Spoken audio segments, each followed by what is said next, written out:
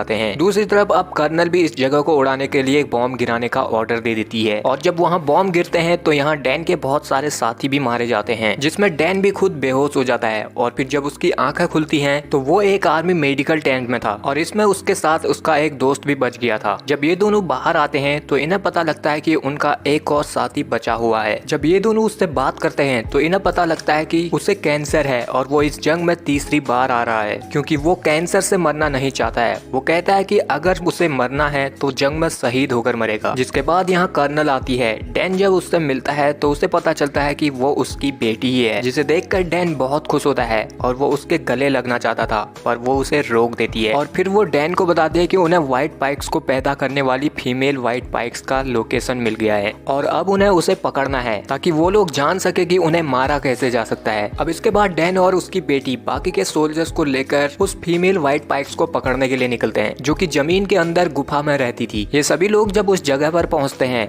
तो डैन की बेटी डैन को नीचे आने नहीं देती है। वो उसे ऊपर रहने के लिए कहती है और खुद नीचे अकेले जाती है जहाँ वो सभी अब जमीन के अंदर उस व्हाइट पाइक्स को पकड़ने की कोशिश करते हैं पर वो इनके काबू में नहीं आ रही थी और वो डैन की बेटी पर हमला कर देती है। डैन को जैसे ही पता चलता है कि उसकी बेटी खतरे में है तो वो तुरंत नीचे जाने लगता है और फिर ये सभी नीचे उस फीमेल व्हाइट पाइक्स को एक केव में बंद करने में कामयाब हो जाते हैं और उस केव को हेलीकॉप्टर के जरिए निकाल ले जाते हैं। पर अब तक वो दूसरे एलियंस भी यहाँ आ जाते हैं तो डैन और उसकी बेटी यहाँ एक आर्मी की गाड़ी से भागने लगते हैं और डैन की बेटी उस गाड़ी से एलियंस को लगातार मारने में लगी रहती है, जिससे ये लोग बचकर उन एलियंस से बहुत दूर एक बीच में पहुंच जाते हैं। डैन की बेटी उसे कहते हैं कि उसने कहा था कि वो नीचे नहीं आए तो वो वहाँ क्यों आए, जिस पर डैन उसे कहता है कि क्योंकि उसे अपनी बेटी से बहुत प्यार है। पर यहाँ तो उसकी बेटी उससे नफरत करती थी। डैन जब इसका कारण पूछता है तो वो उसे बताती है कि वो जब छोटी बच्ची थी तो वो उसे छोड़कर चला गया था और कुछ टाइम बाद उसके कार एक्सीडेंट में मरने की खबर सामने आई थी। वो चाहती थी कि उसके डैड हमेशा उसके साथ रहे और उसके साथ वक्त गुजारे, पर क्योंकि डैन उसे छोड़कर चला गया था जिससे वो उससे बहुत गुस्सा थी। अब इसके बाद ये दोनों उस लैब में जाते हैं जहाँ पर इन्होंने उस फीमेल व्हाइट पाइक्स को बेहोश करके रखा था। कर्नल उसका ब्लड सैंपल निकालती है जिससे कि वो उन व्हाइट पाइक्स को मारने के लिए एक जहर बना पाए, जिससे कि वो लोग एक साथ उन सभी व्हाइट पाइक्स को मार पाएंगे। और फिर आखिर में कई सारे टेस्ट करने के बाद कर्नल व्हाइट पाइक्स को मारने वाला जहर बना देती है,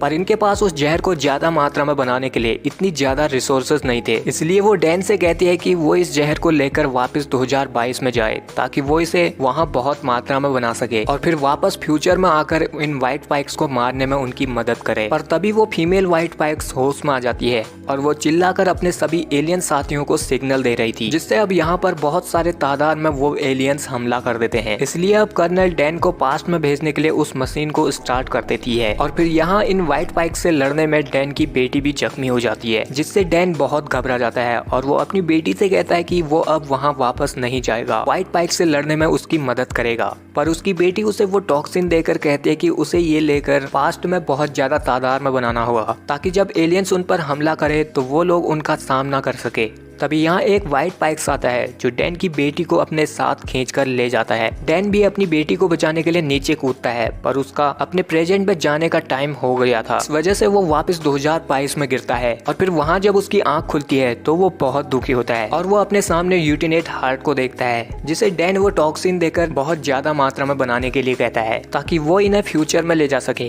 पर यूटिनेट हार्ट उसे बताते है कि फ्यूचर में व्हाइट पाइक्स ने उनके टाइम मशीन के बेस को तबाह कर दिया है, जिस वजह से अब उनकी मशीन काम नहीं कर रही है और अब वो लोग फ्यूचर से कोई कांटेक्ट नहीं कर सकते हैं, जिससे डैन अब बहुत दुखी हो जाता है क्योंकि वो अपनी बेटी को वहाँ बचाना चाहता था लेकिन अब वो लोग कुछ नहीं कर सकते थे। तो डैन अपने घर वापस आ जाता है जहाँ वो अपनी बेटी से मिलता है और उसे अपने गले से लगा लेता है क्योंकि वो उससे बहुत प्यार करता था। जिसके बाद वो अपनी वाइफ को बताता है कि वो फ्यूचर में अपनी बेटी से मिला था जो कि वहाँ एक बहुत बड़ी कर्नल थी और उसी ने उन एलियंस को मारने के लिए एक टॉक्सिन बनाया था, लेकिन वो उसे वहाँ बचा नहीं पाया और अब वो लोग कुछ नहीं कर सकते हैं सिर्फ उन एलियंस के हमला करने के इंतजार के सिवा। लेकिन उसकी वाइफ उसे आइडिया देती है कि हो सकता है कि वो एलियंस पहले आए हों क्योंकि वहाँ फ्यूचर में उन्हें एलियंस की कोई शिप नहीं मिली थी। तो अब डैन अपने दोस्त के पास जाता है जो कि फ्यूचर में उसके साथ था और उसके गले में एक व्हाइट पाइक्स का पंजा भी था। जिसे कि उसने खुद मारा था। डैन उसे कहता है कि वो इस दुनिया और अपनी बेटी को बचा सकता है, इसलिए वो उससे मदद मांगता है। तो यहाँ उसका दोस्त उसका साथ देने के लिए मान जाता है। जिसके बाद ये दोनों अपने दूसरे दोस्त के पास जाते हैं जो कि एक बायोलॉजिस्ट था। ये लोग उसे उस व्हाइट फाइक्स का पंजा देते हैं, तो उस पंजे की जांच करने के लिए कहते हैं। तो वो उन पंजों को देखकर बताता कि इन पर किसी ज्वालामुखी की राख लगी है। अब क्योंकि अभी तक इतनी जानकारी काफी नहीं थी कि इन व्हाइट वॉकर्स की ओरिजिन